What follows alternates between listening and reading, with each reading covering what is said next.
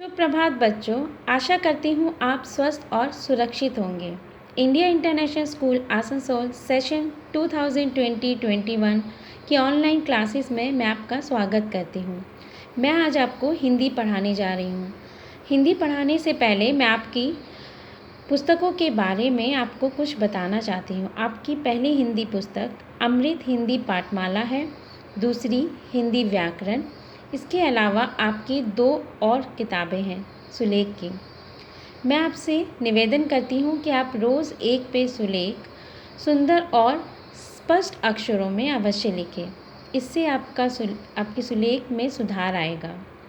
हिंदी व्याकरण का पहला पाठ मैं आज शुरू करने जा रही हूँ, जिसका नाम है भाषा और व्याकरण। भाषा और व्याकरण। भाषा और व्याकरण अर्थात हमें भाषा की आवश्यकता क्यों पड़ती है। मनुष्य अपने विचारों को एक दूसरे तक पहुंचाने के लिए भाषा का प्रयोग करता है। जैसे आप इस चित्र के माध्यम से देख रहे हैं, माँ अपनी बेटी से बोलकर बातें कर रही हैं, तो वहीं बेटी उसे सुनकर समझ रही है, अर्थात वह भाषा का प्रयोग कर रहे हैं। इसी प्रकार एक दुकानदार ग्राहक से बातचीत कर रहा है, अर्थात वह एक भाषा का प्रयोग कर रहा है। यहाँ बालक लिखकर भाषा का प्रयोग कर रहा है। तो हमने यहाँ देखा कि भाषा के द्वारा व्यक्ति एक दूसरे से संपर्क स्थापित करते हैं। आइए हम भाषा को और स्पष्ट रूप से जानते हैं। भाषा वह साधन है जिसके द्वारा हम लोग अपने भावों एवं विचारों का आदान प्रदान कर सकते हैं। यानी कि अगर हमें अपने भाव और विचार एक दूसरे तक पहुंचाना है तो हमें किसी न किसी भाषा का प्रयोग अवश्य करना पड़ेगा। भाषा का प्रयोग तभी संभव है जब 2 व्यक्ति एक ही भाषा में आदान प्रदान यानी अपने भावों और विचारों को प्रकट करते हैं। अगर एक व्यक्ति हिंदी भाषा का प्रयोग कर रहा है और दूसरा अंग्रेज़ी, तो वो अपने भावों को सही तरीके से प्रकट नहीं कर पाएंगे। भाषा को प्रकट करने के लिए मुख्यतः 2 रूप हैं। पहला मौखिक भाषा और दूसरा लिखित भाषा। मौखिक भाषा in English the oral language. अपने विचारों को बोलकर प्रकट करना मौखिक भाषा कहलाता है। तो वहीं लिखित भाषा अपने विचारों को लिखकर प्रकट करना लिखित भाषा कहलाता है। मौखिक भाषा में हम अपने विचारों को बोलते हैं और दूसरा उसे सुनकर आत्मसात अर्थात उसके अर्थ को समझता है। वहीं लिखित भाषा में एक व्यक्ति लिखता है तो दूसरा उसे पढ़कर समझता है। इसके अलावा भी भाषा का एक और रूप है जिसे हम सांकेतिक भाषा कहते हैं, यानी संकेतों के द्वारा प्रकट होने वाली भाषा। जैसे इशारों में हम किसी को चुप रहने का संकेत करते हैं, तो वह सांकेतिक भाषा है। सांकेतिक भाषा अस्पष्ट होती है, इसलिए इसका हम भाषा के रूपों में इसका प्रयोग अधिक नहीं करते हैं। आइए हम चित्र के माध्यम से इन भाषाओं के भेद जानें। पहले चित्र में 2 दोस्त आपस में बातचीत कर रहे हैं। वो बोलकर और सुनकर अपनी भाषा का आदान प्रदान कर रहे हैं, अर्थात वे मौखिक भाषा का प्रयोग कर रहे हैं। वहीं एक व्यक्ति समाचार पत्र को पढ़कर भाषा को समझ रहा है, यानी पढ़कर वो उस भाषा को समझता है, अर्थात वह लिखित भाषा का प्रयोग कर रहा है। संसार में बहुत सारी भाषाएं बोली जाती हैं।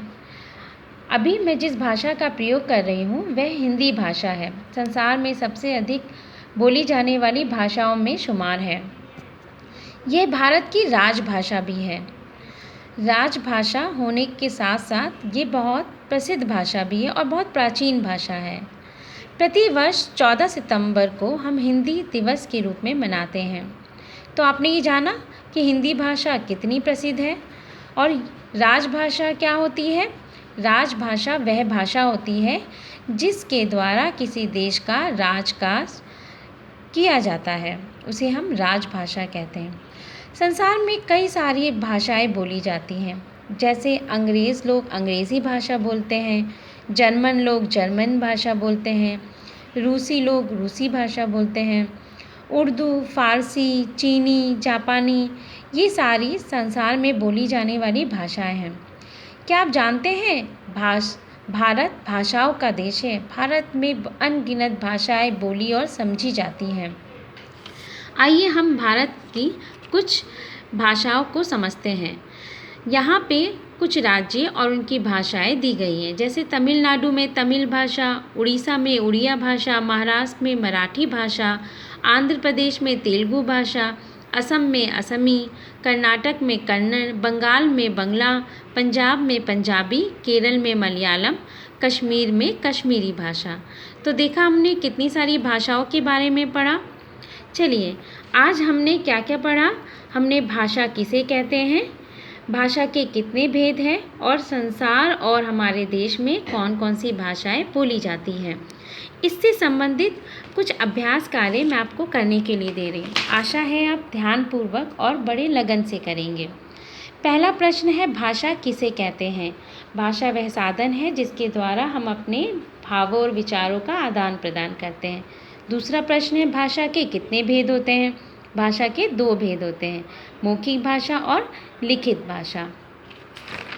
इससे संबंधित कुछ सही और गलत चिन्हों के निशान लगाकर ये अभ्यास लगाकर आपको ये सूचनाएं लिखनी है।